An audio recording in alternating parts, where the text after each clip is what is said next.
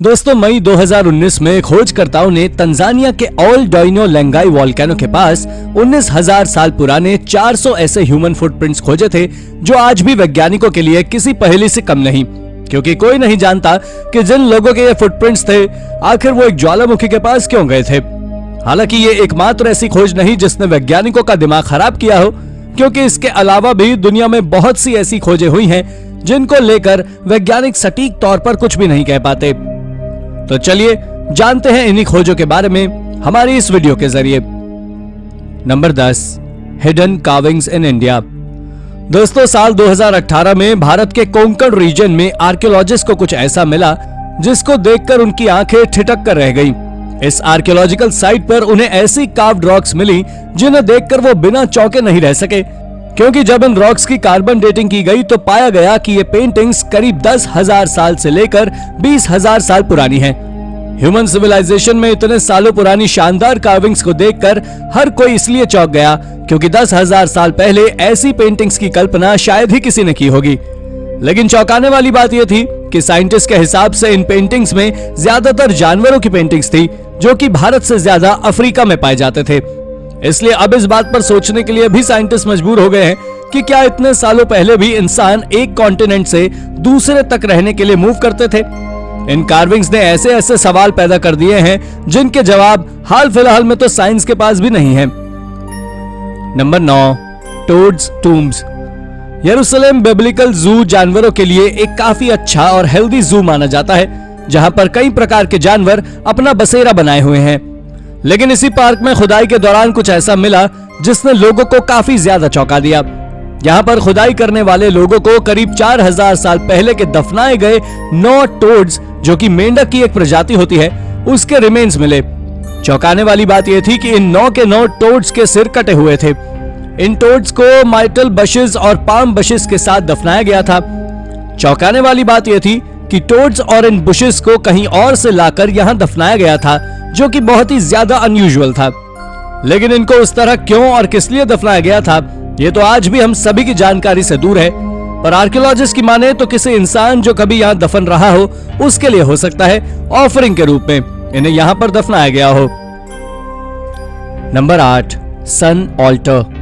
दोस्तों, आर्कियोलॉजिस्ट ने चाइना के ज़िंजियांग उइघुर ऑटोनॉमस रीजन में एक बहुत अनोखी खोज की है जिसके बारे में जानकर आप हैरान हो जाएंगे। दरअसल यहाँ आर्कियोलॉजिस्ट ने जुलाई 2017 में एक एंशिएंट सन ऑल्टर खोजा है जो लगभग 3,000 साल पुराने हैं और इन सर्कल शेप स्ट्रक्चर का डायमीटर लगभग 500 फीट है। और आर्कियोलॉजिस्ट का मानना है कि इस स्ट्रक्चर को नोमैडिक ट्राइब्स के द्वारा बनाया और यूज किया गया होगा जो उस समय इस एरिया में घूमा करते थे। वैसे इस ऑल्टर में जिस तरह के स्टोन का इस्तेमाल किया गया है वो बहुत ही अलग है और लोकल व्यक्ति द्वारा नहीं लगाए गए हैं। दरअसल इस ऑल्टर में 3 सर्कल लेयर में स्टोन लगाए गए हैं जो बहुत ही मुश्किल से ग्राउंड के ट्रेंचेस में विजिबल है। वैसे दोस्तों, एक्सपर्ट्स का मानना है कि इसे बनाने में जिस मटेरियल का यूज किया गया है उसे मीलों दूर से लोगों द्वारा घोड़ों की मदद से यहाँ लाया गया और इसके स्ट्रक्चर को मंगोलियन के यर्ड से मिलता जुलता बनाया गया था और जिसे सन वर्शिपर्स के द्वारा यूज करने के लिए जाना जाता है। वैसे चाइना के इस एरिया में पहले ऐसा कुछ नहीं मिला और एक्सपर्ट्स और हिस्टोरियंस का कहना है ऑल्टर का यहाँ मिलना इस बात का सबूत है कि सेंटर का प्लेन कल्चर यहाँ तक कि सिल्क रोड के बनने के पहले पहुंच गया था, जो लगभग 2200 साल पहले बनी थी। Number 7, footprint. दोस्तों, मई 2019 में तंजानिया के ऑल डोइनो लेंगाई वोल्केनो के पास 400 ह्यूमन फुटप्रिंट्स मिले हैं जो कि लगभग 19,000 साल पुराने हैं। और जब इन फुटप्रिंट्स के ऊपर रिसर्च की गई तो जानकारी मिली कि ये 12 लोगों के पैरों के निशान हैं जो एक साथ इस एरिया से ट्रैवल कर रहे थे। इन 12 लोगों में कुछ बच्चे थे और कुछ पुरुष और महिलाएं थी, जिनमें से किसी एक व्यक्ति के पैर का अंगूठा टूटा हुआ था। वैसे दोस्तों, ये माउंटेन लोकल लोगों के बीच माउंटेन ऑफ गॉड के नाम से जाना जाता है। साइंटिस्ट का कहना है कि यहाँ आसपास की डस्ट और राख अभी तक सॉफ्ट बनी हुई है, जिसके कारण ये फुटप्रिंट साफ साफ दिखाई दे रहे हैं। वेल दोस्तों, अभी तक ये पता नहीं लग पाया है कि आखिर ये लोग कौन थे और यहाँ वोल्केनो के पास क्या करने आए थे। Number 6, unfinished obelisk. दोस्तों, वैसे तो इजिप्ट बहुत सारी मिस्टीरियस डिस्कवरीज के लिए जाना जाता है, लेकिन इजिप्ट के असवान में एक अनफिनिश्ड ओबेलिस्क पाया गया है जिसे एंशिएंट टाइम का इजिप्ट में मिला लार्जेस्ट ओबेलिस्क कहा जा रहा है। और आर्कियोलॉजिस्ट का कहना है कि यह ओबेलिस्क लगभग 4000 साल पुराना है। वैसे इस बात का पता लगाना बहुत मुश्किल है कि आखिर इतने बड़े इस ओबेलिस्क को क्यों बनाया जा रहा था और फिर इसे अधूरा क्यों छोड़ दिया गया। एक्सपर्ट्स का मानना है कि हो सकता है इसे बनाते वक्त ये टूट गया हो और फिर इसको रिपेयर करना बहुत मुश्किल काम था, इसलिए इसे ऐसे ही यहाँ छोड़ दिया गया। वैसे अगर इस ओबेलिस्क को कंप्लीट कर दिया जाता तो ये लगभग 137 फीट यानी कि 42 मीटर लंबा होता और इसका वजन लगभग 1200 टन होता। Number 5, sudoku carvings on temple. इस बात को तो हर कोई मानता है कि भारत दुनिया के सबसे पुराने और सांस्कृतिक रूप से सबसे समृद्ध देशों में से एक रहा है, जहां पर पुराने जमाने से कई ऐसी चीजें रही हैं जो भले ही वक्त की चादर के साथ ढक गई, लेकिन जब जब वो हमारे सामने आई तो हमेशा ही हमने अपनी संस्कृति पर गर्व महसूस किया है। ऐसी ही एक चीज हमारे सामने आई सुडोकू के रूप में। सुडोकू, जिसके बारे में हम सभी जानते हैं कि वो गेम काफी ज्यादा इंटरेस्टिंग और माइंड डेवलपिंग है। इस गेम की शुरुआत वैसे तो 17वीं सदी की मानी जाती है, लेकिन भारत के तमिलनाडु के एक गांव पलानी में एक मंदिर के रेनोवेशन के दौरान मंदिर की एक दीवार पर सुडोकू गेम के पैटर्न में एक गेम की कार्विंग्स मिली, तो हर कोई इन्हें देखकर दंग रह गया, क्योंकि यह मंदिर 13वीं सदी में बनाया गया था।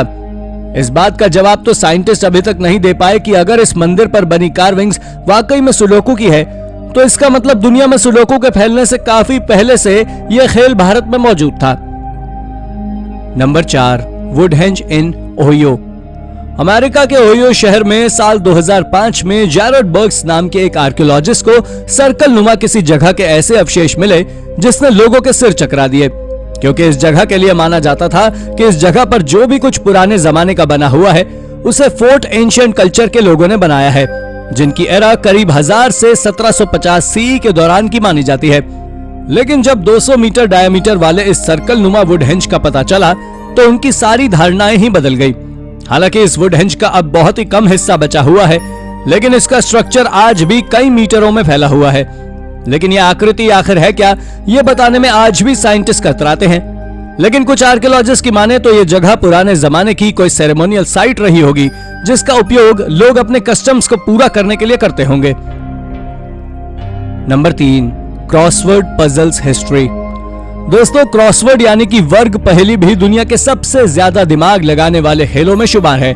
लेकिन इस खेल की शुरुआत दुनिया में कब हुई, इसके बारे में लोगों को कुछ ज्यादा नहीं पता है। पर इस खेल के बारे में लोगों के दिमाग तब चकरा गए जब आर्कियोलॉजिस्ट को इटली के एंशिएंट टाउन समराइना में 2500 साल पुरानी एक बेसिलिका में कुछ ऐसी कार्विंग्स मिली जो इस खेल की तरफ इशारा करती थी। इन कार्विंग्स में ग्रीक लेटर्स को लेफ्ट टू राइट और टॉप टू बॉटम पैटर्न में लिखा गया था। हालांकि ये लेटर्स क्या थे ये तो नहीं पता, क्योंकि इनमें से ज्यादातर लोगों के नाम बस थे। लेकिन एक्सपर्ट्स मानते हैं कि उस जमाने में ऐसी कार्विंग से लोग सीक्रेटली एक दूसरे से कांटेक्ट करते थे। Number 2, ancient mummy in China. साल 2006 में चीन के टकलामाकान डेजर्ट में आर्कियोलॉजिस्ट की एक टीम को एक ऐसी ममी के अवशेष मिले जिनको देखकर हर कोई हैरान रह गया। ये ममी वेस्टर्न चीन के मीलों फैले रेगिस्तान में जब पाई गई तो लोगों को बड़ा अजीब लगा, क्योंकि इस रीजन में ऐसी फिजिक वाले लोग नहीं पाए जाते थे। जब इस ममी के डीएनए को ट्रेस किया गया तब पता चला कि यह ममी किसी सेल्टिक रेस वाले इंसान की है जो कि स्कॉटलैंड से यहाँ किसी जमाने में आया होगा। इस ममी के साथ आर्कियोलॉजिस्ट को 3 वुमेन और एक बेबी की बॉडी भी मिली थी, जिनके डीएनए ट्रेस करने पर मालूम चला कि वो भी सेल्टिक रेस के ही थे।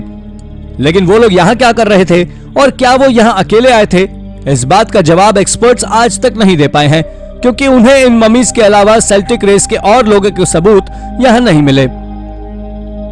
Number 1, Galileo middle finger. Italy के Florence history of science museum में कुछ ऐसा रखा हुआ है जिसके बारे में जानकर आप भी काफी शौक हो जाएंगे। दोस्तों, इस म्यूजियम में किसी जमाने में चर्च के दुश्मन के रूप में देखे जाने वाले गैलीलियो गैलीलाई की मिडल फिंगर को इस तरह सजा कर रखा हुआ है कि जैसे वो किसी संत की उंगली हो। इस उंगली को गैलीलियो के रिमेन से 1737 में एंटन फ्रांसेस्को गोरी नाम के एक चोर ने उनकी मौत से लगभग 100 साल बाद चुरा लिया था। लेकिन उसने ऐसा क्यों किया ये तो अभी तक किसी को नहीं पता, पर यह अपने आप में ही काफी रोमांचक है। 2009 में गैलीलियो से जुड़े और भी कई बॉडी पार्ट्स एक ऑक्शन से नीलाम हुए और इस म्यूजियम का हिस्सा बने। तो दोस्तों, ये थी हमारी आज की वीडियो। आपको हमारी वीडियो कैसी लगी हमें कमेंट करके जरूर बताइएगा। और हाँ, जाते जाते इसे लाइक और चैनल को सब्सक्राइब भी जरूर कर दीजिएगा। Thank you for watching.